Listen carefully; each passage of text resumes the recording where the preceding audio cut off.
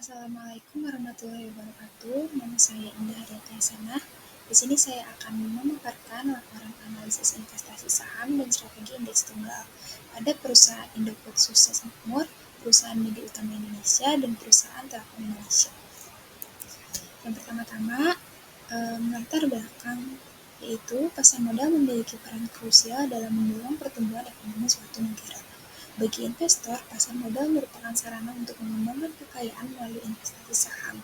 Dalam praktiknya, investasi saham tidak hanya berkaitan dengan potensi keuntungan, tetapi juga risiko yang harus dikelola secara cermat.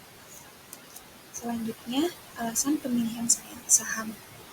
Saya memilih PT Indofood Sukses Makmur, yaitu sektor konsumsi, PT Media Utama Indonesia, yaitu sektor retail, dan PT Telkom Indonesia, yaitu sektor telekomunikasi.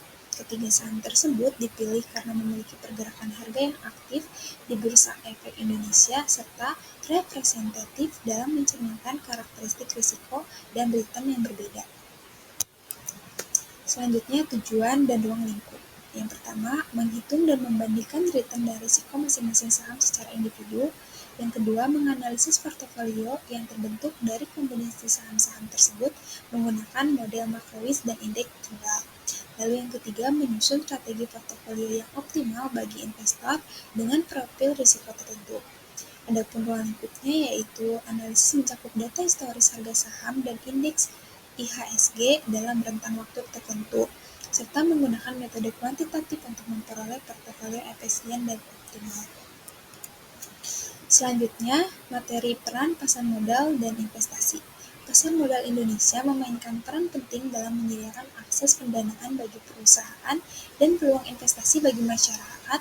Melalui investasi di saham, investor dapat menjadi bagian dan kepemilikan perusahaan dan memperoleh keuntungan dan capital gain maupun dividen. Aktivitas ini juga mendorong pertumbuhan ekonomi secara makro karena meningkatkan aliran modal ke sektor yang produktif. Selanjutnya, perhitungan return dan risiko akibat tunggal. Analisis ini menunjukkan bahwa saham INDF memiliki return harian tertinggi, sementara saham TLKM memiliki risiko yang relatif lebih rendah. Adapun perbandingan return dan risiko, yang pertama INDF, return tinggi sebanding dengan risikonya, yaitu risk reward seimbang. Lalu MIDI, return sedang namun risiko cukup tinggi, yaitu lebih spekulatif. Lalu Telkom, yaitu return rendah tapi risiko juga rendah, yaitu lebih defensif. Selanjutnya, perhitungan model indeks tunggal atau beta dan alfa. Nilai beta mendekati 1 menandakan bahwa ketiga saham memiliki hubungan yang cukup kuat terhadap pergerakan pasar atau IHSG. Lalu, menghitung nilai saham. Adapun interpretasinya yaitu yang pertama, INDF memiliki return ekspektasi tertinggi yaitu 0,56% per hari dengan risiko sebesar 6,74%. Hal ini menunjukkan bahwa INDF lebih menguntungkan secara rata-rata dibanding dua saham lainnya, meskipun dengan sedikit risiko. Lalu MIDI dan Telkom memiliki return yang lebih rendah, yaitu 0,46% dan 0,40%, dengan risiko hampir sama ataupun sedikit lebih tinggi dari INDF.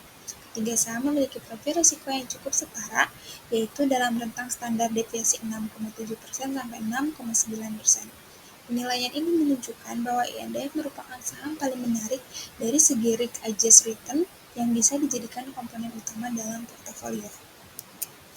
Yaitu selanjutnya rekomendasi berdasarkan profil risiko investor.